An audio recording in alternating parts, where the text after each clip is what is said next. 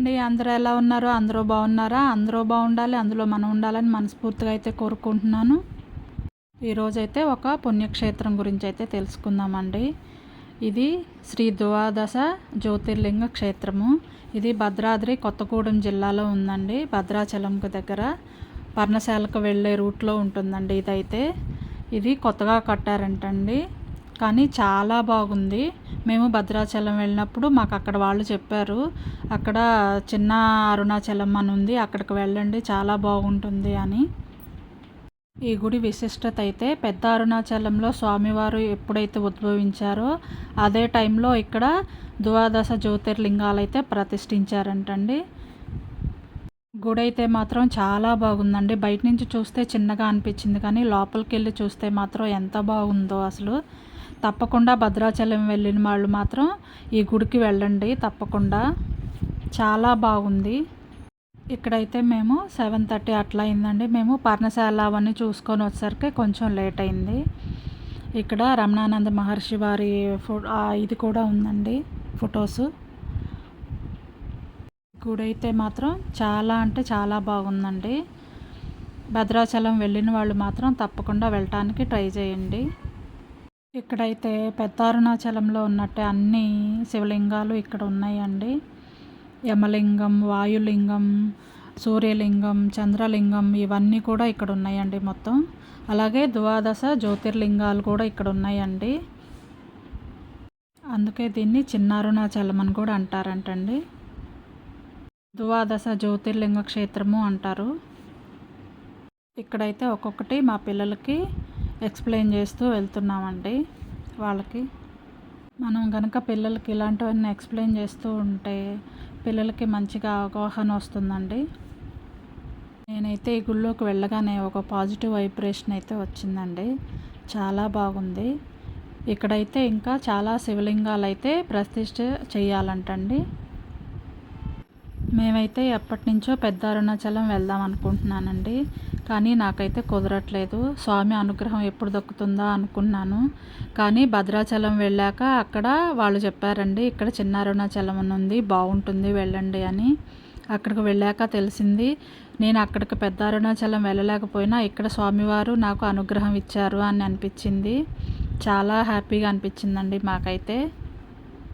ఇదిగోండి ఇక్కడ మనకు కనిపిస్తున్నాయి కదా ఈ చిన్న చిన్న హోల్స్ లాగా, ఇక్కడైతే 1008 శివలింగాలు అయితే ప్రతిష్ఠిస్తారంటండి. గుడి అయితే మాత్రం చాలా నీట్గా, చాలా ప్రశాంతంగా, చాలా హాయిగా అనిపించిందండి మాకైతే. కానీ మేము నైట్ వెళ్ళాము, ఇంకొంచెం ఎర్లీగా వెళ్ళుంటే ఇంకా మంచిగా బాగా ఉండేదే వెలుతురులో అనిపించింది.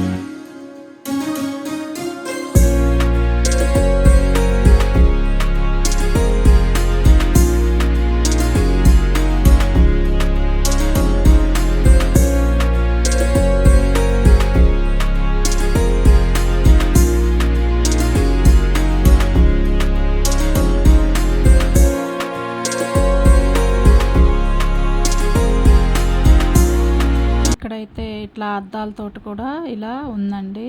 చాలా బాగుంది. ఇక్కడైతే ఇక్కడ మోక్ష మార్గం కూడా ఉందండి. అలాగే అరుణాచలంలో, పెద్ద అరుణాచలంలో ఎలాగైతే ఉందో ఇక్కడ కూడా అలాగే ఉందండి. మేము ఇక్కడ నుంచి కూడా వెళ్ళాము, ఇందులో నుంచి దూరి. ఇక్కడ నేను లోపలికి వెళ్ళిపోయానండి. ఇక్కడ మా అమ్మ కూడా వెళ్తుంది. అలాగే మా పిల్లలు కూడా ఇక్కడి నుంచే వచ్చారండి. ఇది మోక్ష మార్గం అండి.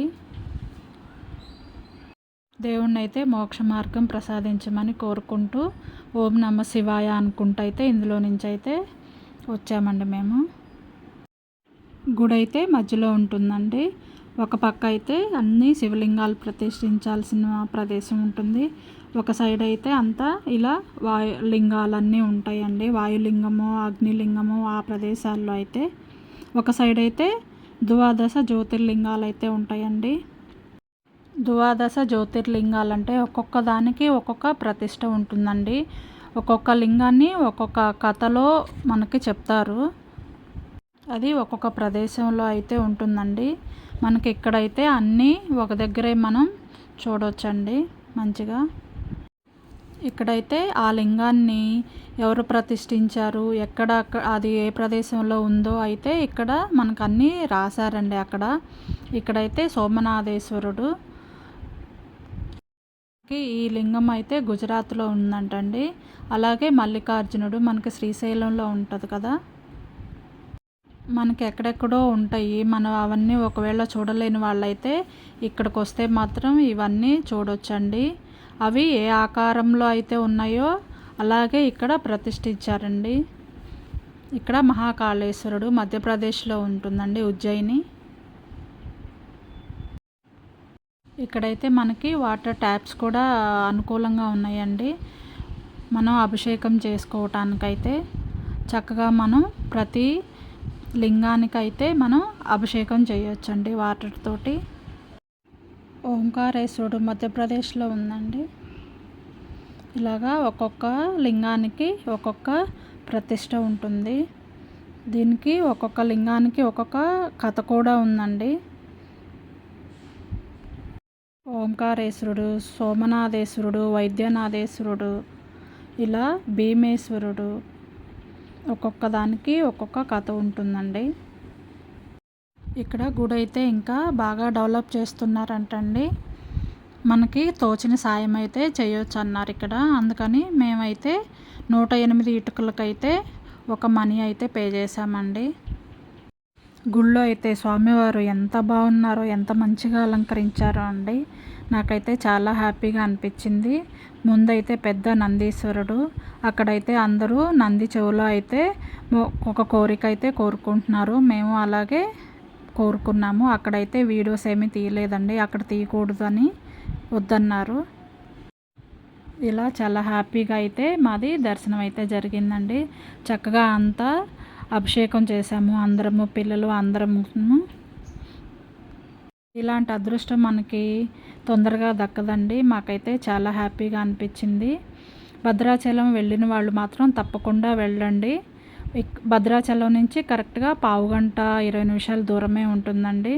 మనకి పర్ణశాల వెళ్ళొచ్చే రూట్లోనే ఉంటుంది. ఇట్లాగా ఒక్కొక్క ప్రదేశంలో ఉంటుందండి. మనం అక్కడికి వెళ్ళలేని వాళ్ళైతే ఇక్కడికి చక్కగా వెళ్ళొచ్చు. వెళ్ళాలని మనసులో ఉంటుంది, వెళ్ళే వాళ్ళైతే ఓకే అండి, పర్లేదు. కానీ అక్కడికి వెళ్ళలేని వాళ్ళైతే చక్కగా భద్రాచలం వెళ్తే మాత్రం తప్పకుండా వెళ్ళండి ఈ గుడికైతే మాత్రం. ఓకేనండి, వీడియో అయితే ఇంతేనండి. మీకు కనుక ఈ వీడియో తప్పకుండా నచ్చితే తప్పకుండా లైక్ చేయండి, షేర్ చేయండి, సబ్స్క్రైబ్ చేసుకుంటారు కదూ. పక్కనే ఉన్న బెల్ ఐకాన్ని క్లిక్ చేస్తే మీకు వెంటనే నోటిఫికేషన్ వస్తుందండి. ఇలాంటి మంచి మంచి వీడియోలు ఇంకా పెట్టగలుగుతాము. నాకు కొంచెం ఉత్సాహంగా ఉంటుంది.